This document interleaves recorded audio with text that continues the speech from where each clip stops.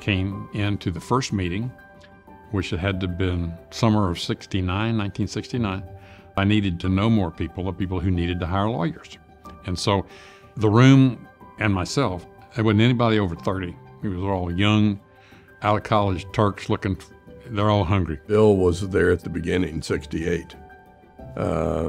He was my sponsor to get in, and I joined in 71, shortly before Fella and Jack Scala. In fact, I remember the debate, which one we were going to let in, and we decided they were both such quality guys that we had to let both in.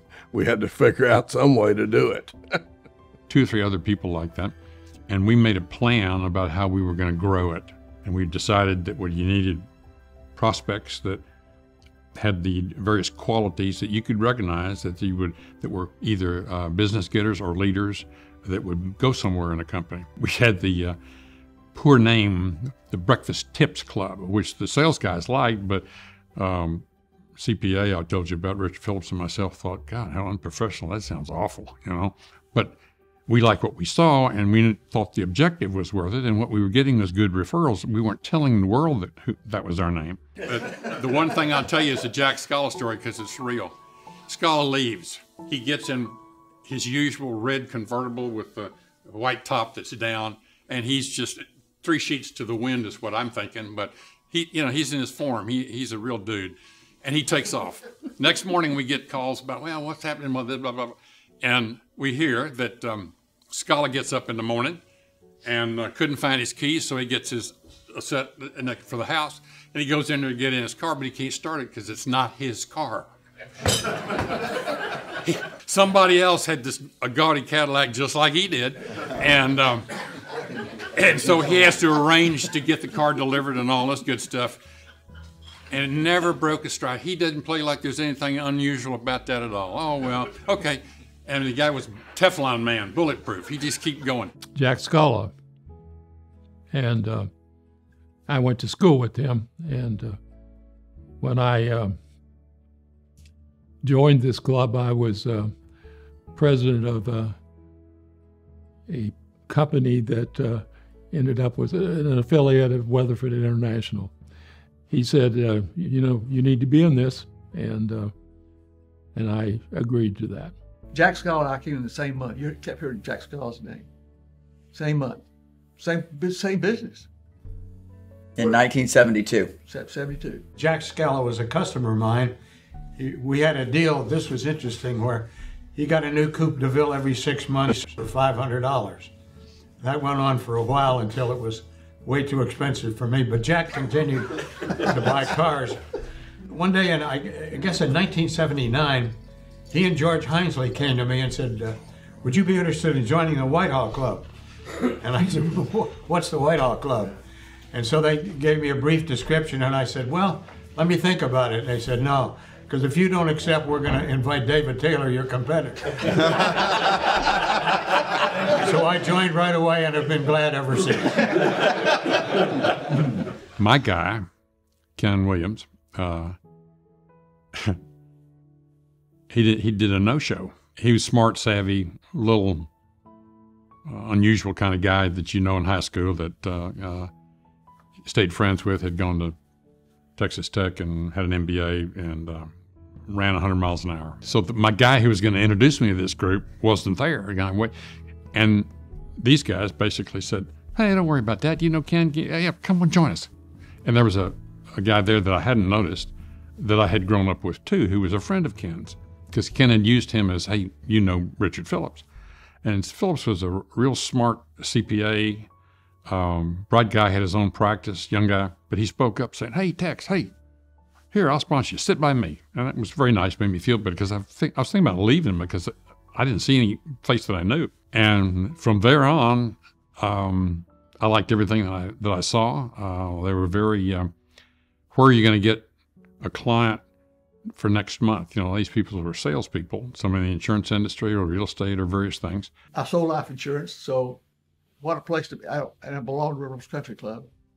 So, that's 2 pretty good places to be. If you got to be somewhere, might as well be here there in the East End. When I joined, there were only 12 members. And the only one that's still around is Bill Harrison. It just grew from there. Now, the surroundings were not overly impressive. We met at a place then called the Travel Lodge, which was sort of a C+, B double minus place on a edge of a freeway, I-10, if I remember correctly, on the north side. Bill Roselle and a bunch of the guys at Schindler Cummins I made clothes for.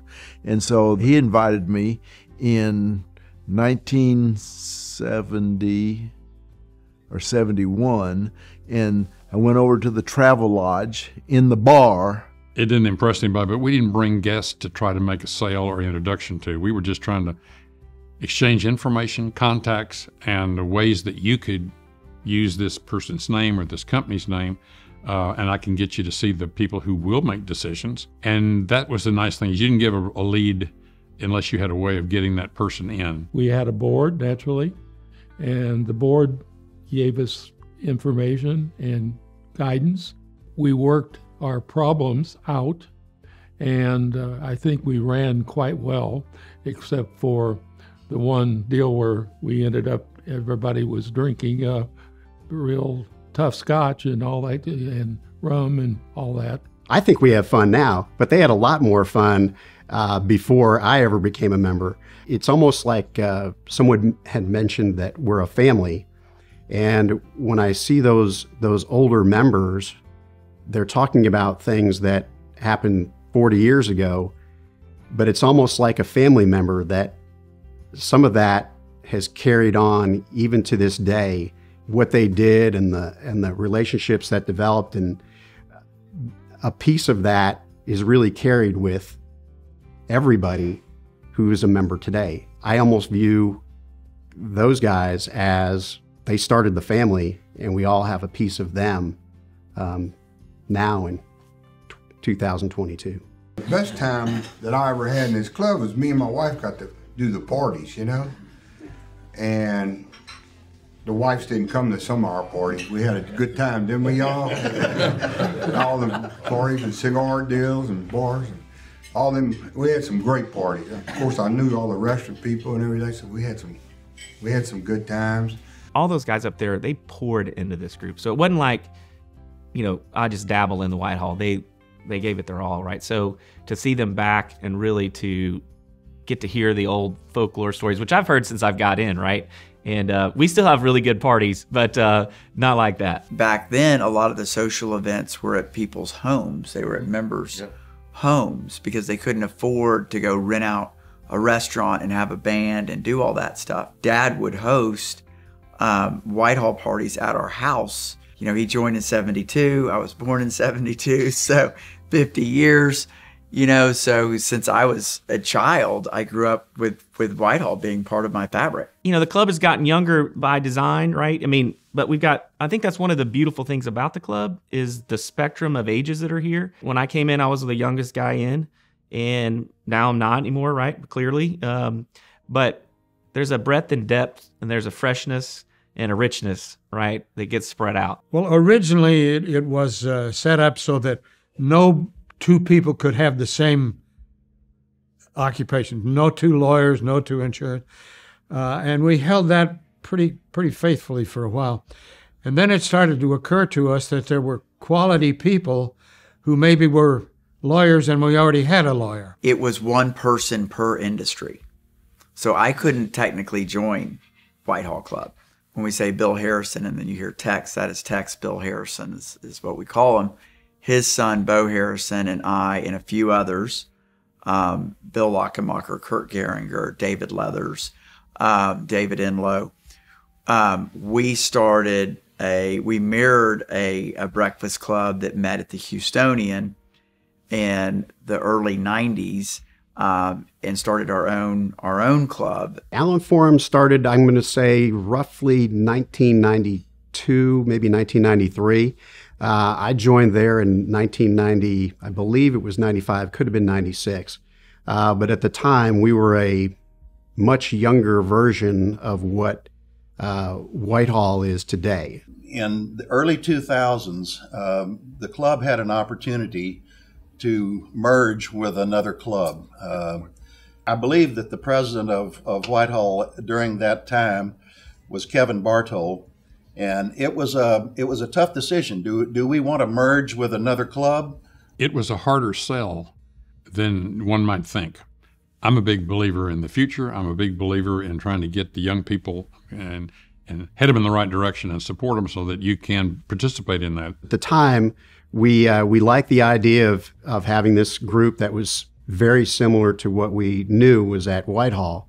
And so there was a little bit of a hesitance to merge with a club that was established, but obviously much older than us. Or do we want to just tough it out and keep going and, be the old codgers someday? We were wondering whether we wanted to have breakfast with our grandfathers, because at the time most people were in their 20s. I was about 31, and I was one of the older guys in Allen Forum. There's an old regime, right? The River Oaks, it's kind of a uppity, yeah, here you go, little, so, that when we came in, it was kind of like a suit.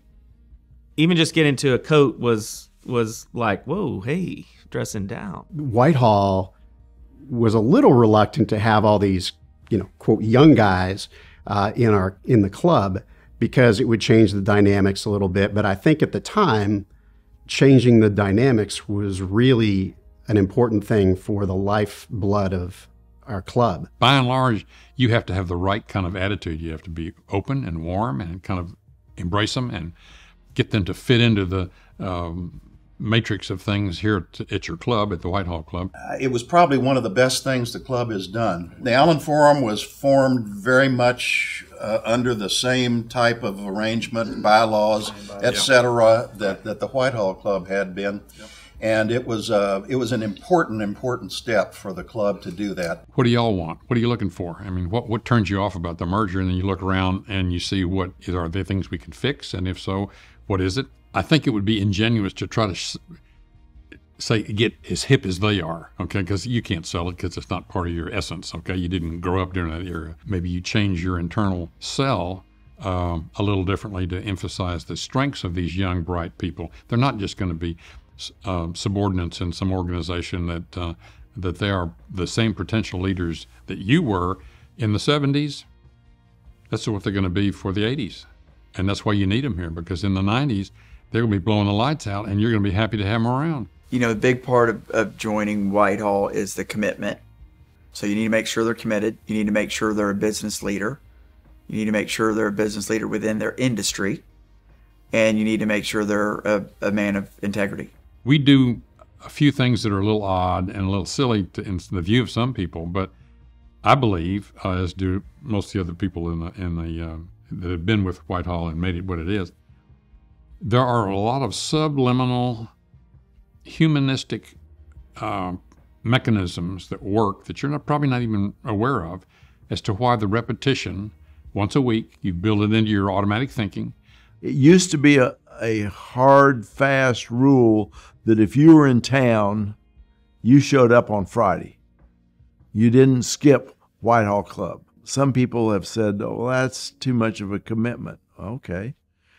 Don't join. But if you do join, show up. You always went to Whitehall on Friday morning. And it was on the calendar, like all of our assistants always know that if you join Whitehall, and I tell the new recruits that, if you're coming in, this is like you're committing to this. I opened my business in 2008, and there's a guy that used to be a member here. His name was Lucian Bukowski, and he was one of those guys that knows everybody, literally. And so I started my business, and I thought, who do I know that knows somebody that I need to know? So I called Lucian, and I was like, hey, I know you're in something or know somebody that I need to know. And he said, actually, I do. He says, I'm in this group, it's called the Whitehall Club. He goes, unfortunately, you can't be in it. And I'm like, well, why not? And he goes, well, there's another architect in there. Odds are good you're never going to be able to get in because nobody ever drops out of the club. This was October of 2008. And in January of 2009, Lucian calls me and he goes, man, the stars must have aligned for you. He goes, that guy dropped out of the Whitehall Club. And I was like, okay. And I go, well, how do I get in? He goes, well, you got to know somebody. I was like, well, I know you. Well, you got to know somebody else because we got to have like a little referral or something like that. And I said, well, who's in the group?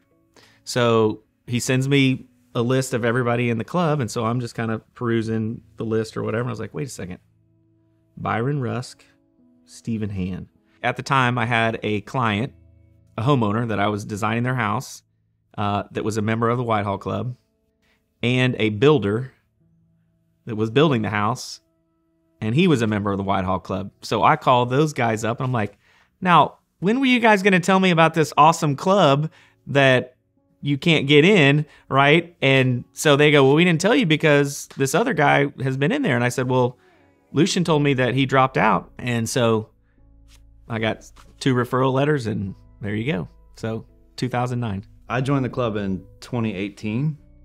At that time, I was purchasing a dental practice from Dwight Price, who was the dentist here at the club. He said, hey, I want you to look into this club. It's really cool. It's been a big deal to me. It's on Friday mornings. We meet at River Oaks Country Club. I'm like, you know, I kind of want to get to work early and finish early on Friday, so I'll come visit, but I had really no interest in it. Man, it's been the best thing I've done, you know. Now looking back on it, it's a complete no-brainer. I was 2018 also. So we were in the same class, yeah. so to speak.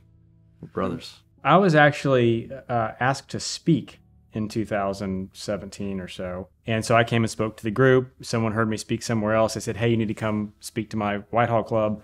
And I did, and ended up knowing 3 or so members in the room, and had discussions with them afterwards, and ended up going through the membership process and joining 6 or 8 months after I spoke to the group. I'm going to tell you what this club's all about, what it is. We had a young woman come speak to us one time, and she listened to everybody. Guys got up, and one guy started crying, saying, hey, you know, I was sick, I needed some money, my business wasn't doing well, and when I walked out of that door, I had $5,000 in my hand. And almost tears you up, because he said this club came here and they were there for me. She got up and she says, could you give me just a minute before I start speaking? And she said, I had a preconceived idea when I was asked to speak at a men's breakfast club. You know, she says, a bunch of men, you know, oh my God, this is going to be something, you know. And she says, I want to tell you something. After listening to everybody stand up and watching how you guys interact, the love you have for each other, she said, it just blew me away. I will tell every friend, every woman I know about what it means for men to get together for a breakfast club. That's a testament to the Whitehall. A lot of y'all don't remember the 80s and how bad it was. I was in the real estate business. Everything we had, we lost. I was invested in banks. I was on bank boards. I was invested in the oil business. And of course, I thought I was diversified. Well, this club was there for me. I'll come just because I want to see somebody, right? And, you know, as an adult with kids and your business, there's a lot going on, right? So to have that every Friday, you know, I was telling somebody this morning, everybody around me knows about Whitehall. My employees, my family, and it's Dad's at Whitehall on Friday. That's what Dad does. That's what our boss does on Friday. They don't even have to ask. My calendar's blocked out. When I get back to the office, they're like, who was the speaker today? What'd you learn? Someone has said before, there's an educational component, which we have speakers come, every week. Whoever is speaking doesn't really matter to me. I come because there's a business component and the social side, and it's really more the social side for me. So you get an education listening to all these different speakers. We've had political speakers, male and female. We've had sports figures.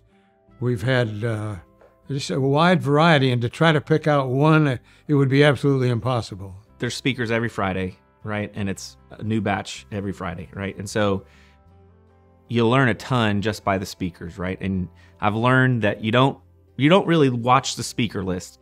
You never know who's going to be a good speaker or not, right? And you'll look at somebody on the list that's coming up and be like, I don't know if I'm interested in that. You get a president here, or you get the mayor here, governors, whether or not you like him or not. Sure. The politics got difficult, which is why we tried to keep politics out of the club. For sure, we have governors and mayors and councilmen, and Had Bob Lanier one time. yeah, He was a member here, so he fit right in.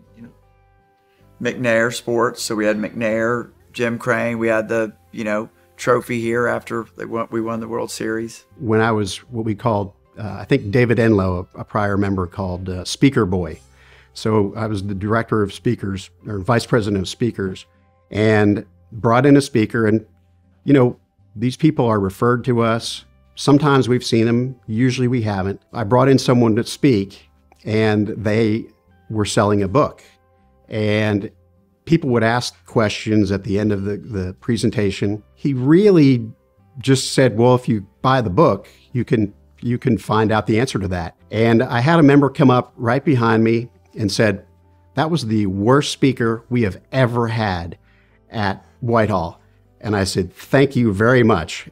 Had I known that this would be the worst speaker, because I agree, I would have never invited them. But I'm glad I actually have that title now of having the worst speaker to have ever attended and spoken at the Whitehall Club. So I was president in, 2018 of the Whitehall. And, one of the roles that you have to do is speaker chair. And you do that for 2 years because there's speaker 1 and speaker 2, right? So for 2 years, you're basically out there looking at your Rolodex going, who do I know that would be a good speaker?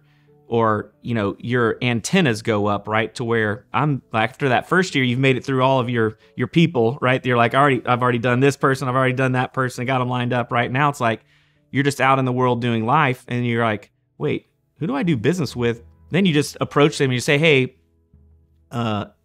whatever they're doing, right? You just say, hey, you're an expert in what you do, right? When people first join, a lot of times they're looking for business referrals. But I would say the reason people are here for, 20 plus years is really because of the relationships and the social aspect of Whitehall, which really is a fraternity. There's a leadership rank that you kind of have to go through, and one of those is being social chair, right? And so you have to put on really great socials throughout the year, and so there's always something going on. Next time we came to the breakfast, the president was mad at us because we opened Dom Perignon and all that stuff. We all had to put up more money to cover that party. $200 a piece. Yeah, right. But it was great. We had some great parties, y'all. When we were over there. I came for the party. The social aspect of it had two sides. One was with our wives at parties and get dressed up, and another was stag kind of things. One of the things we always used to do, and we still do occasionally, is a cigar night, where we get those of us who like cigars, and I'm certainly one of them, and go to a restaurant or a place where we can smoke our cigars and have fun, and that's the stag part of it is a good angle. We used to go to Luke Mandola's Ragin' Cajun, and we'd smoke cigars and have Cajun food. So that part of it was important. I now certainly have great memories of them. We went to the Arnoldie Ranch for a party, and Eddie Hinton was riding his horse, and in the pasture, and Raleigh came over with a biplane fairly close, and that horse took off he ran for 2 miles before he got shot down. It's nice to know when I come every Friday, I'm going to be in a room with like-minded guys. I'll learn something from them. I will just enjoy their company. Being in the company of all these guys who have a wealth of experience and very different backgrounds is really why I come every Friday. It's a fraternity.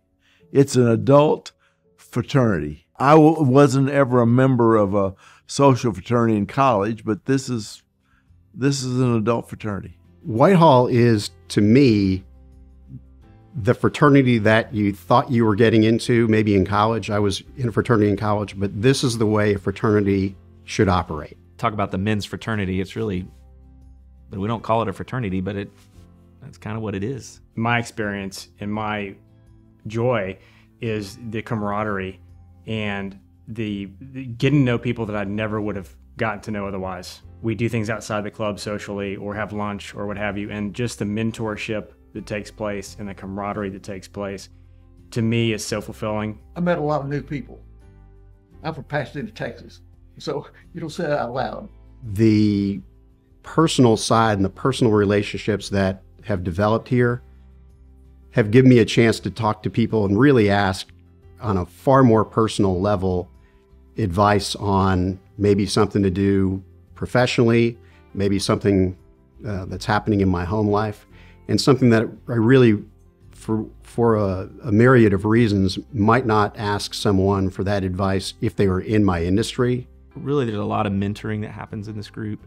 It's not calculated, right? It just happens. So as you get in the group and you develop relationships, and you are doing business with other people, whether you're getting services from some of the people in the group, it just happens. Somebody will grab you and just kind of start pouring into you. And it's a phenomenal thing that happens here. For me, it's definitely joining Whitehall is it's the relationships. The relationship is a very bright light, and it's in a lot of support, a lot of love and empathy. And you struggle through business, you struggle through life and health and death.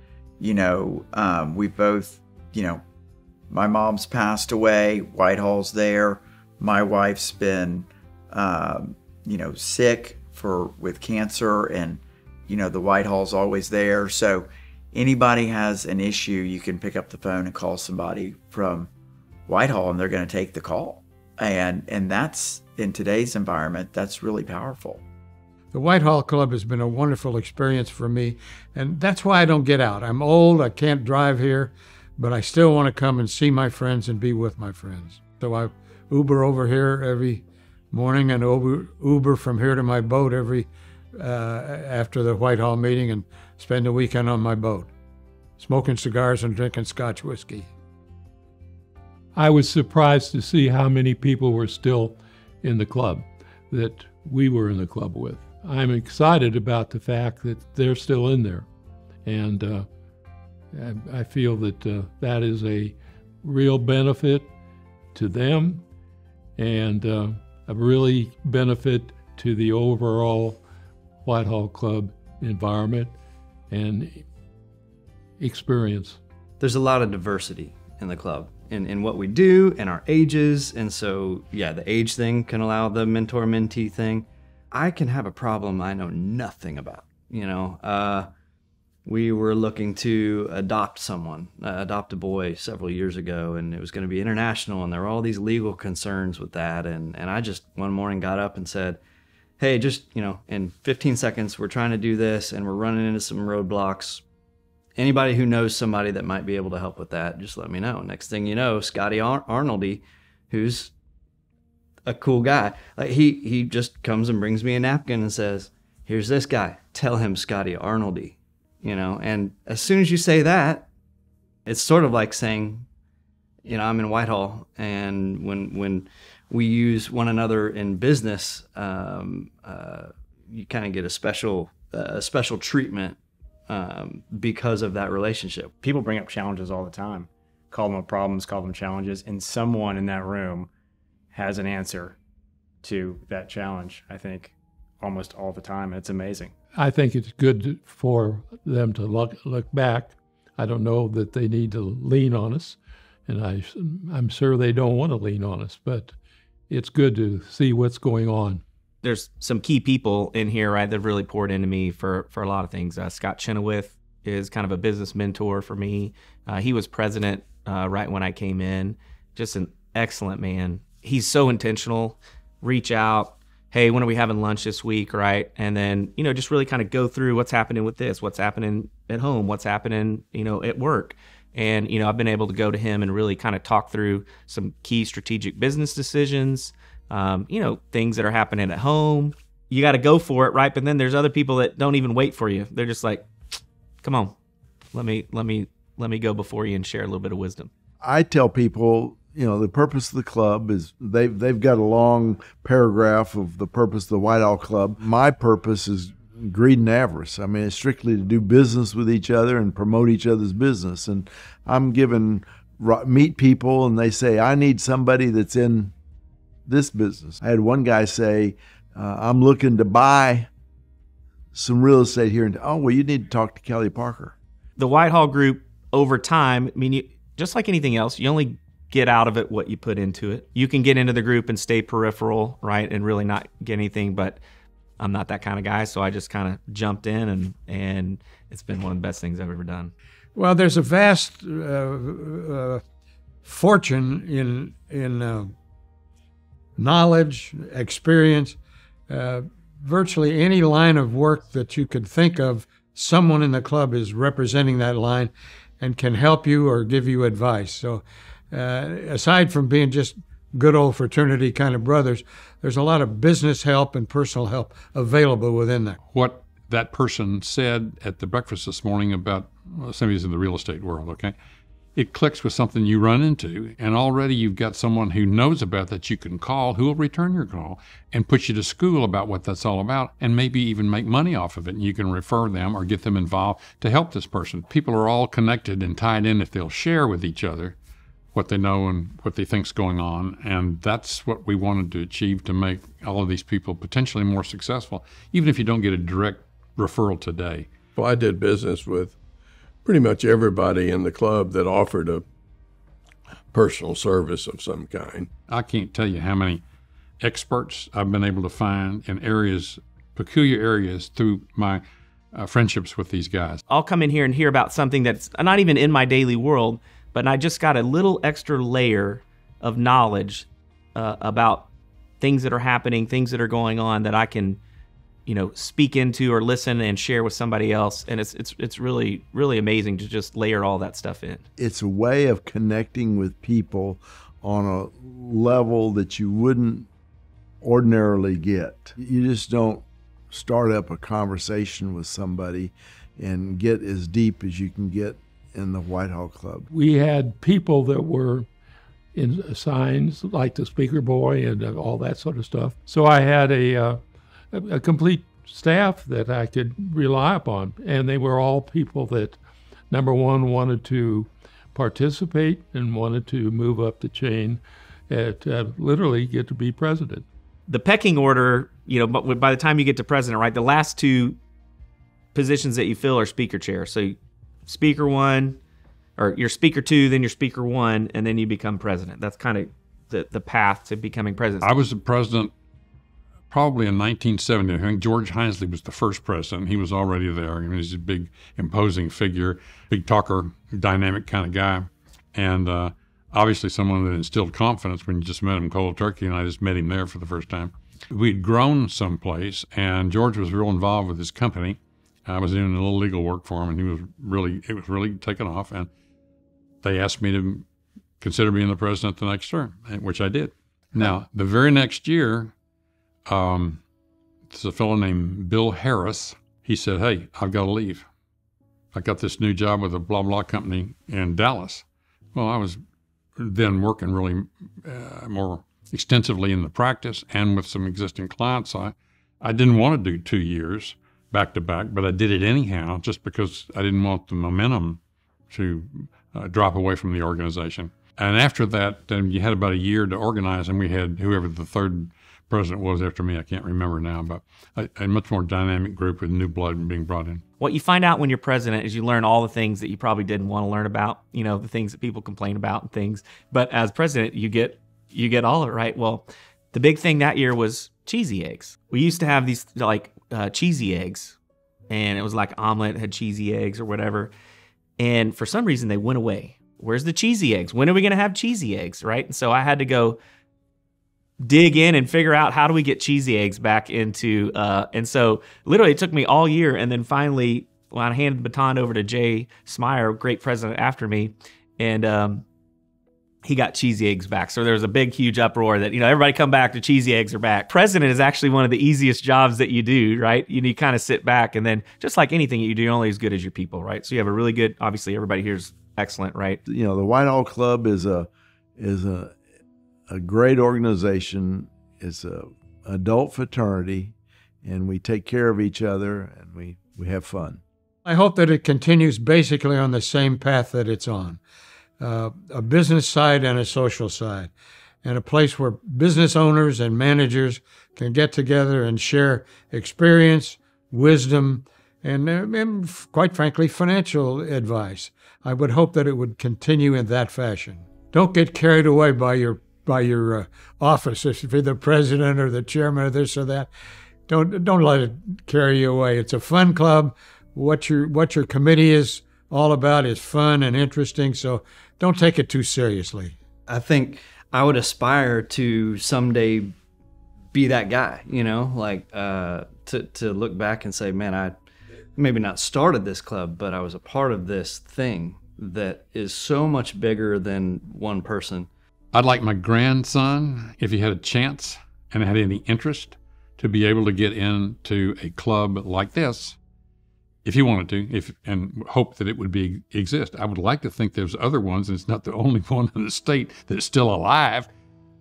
And that's interesting because maybe there's reasons why it's still alive, and if you could replicate that someplace else. I mean, it's been a great experience, and I would recommend to anybody that they join a breakfast club, and particularly one that's structured like the Whitehall Club, where you do business with each other and also have a social side of it.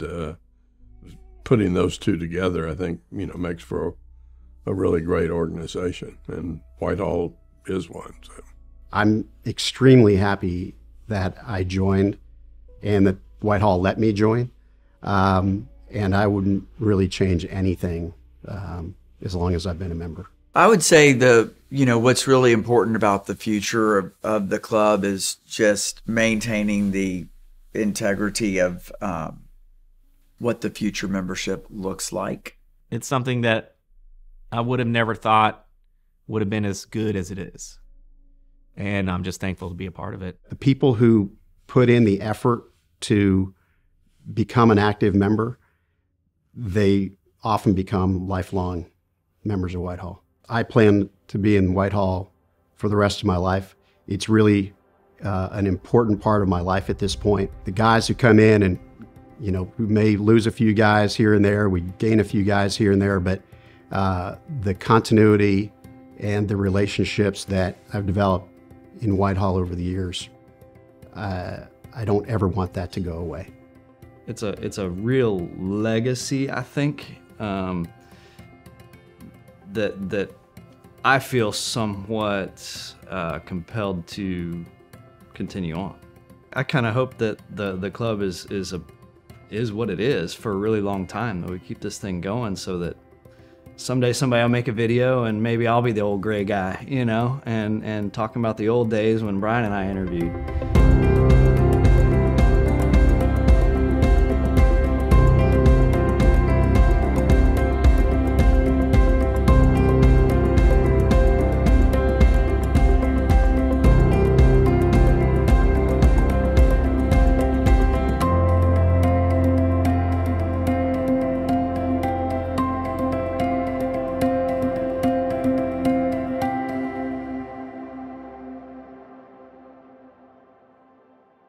They're affected by the short term, like most people, and I've got a call I have to get rid of. I apologize. Let's cut this out, I hope. Larry and Bill have said that their wives have enjoyed the club. Well, both of my wives have enjoyed the club. Am I now the permanent historian of this club? You're the dentist historian. The dental historian. Dent historian. I'm a retired sex therapist for the ladies of Whitehall.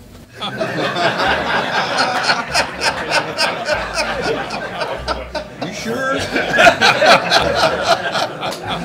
There's people that just start stirring the pot at the end like, oh, what about ties? Are we wearing ties this year? And it's like, oh my gosh, good luck. And then it's just like, shh. I thought we were dressing up. There was a time we had to wear ties a lot more often than we do today. So hopefully this fits for what we're doing today.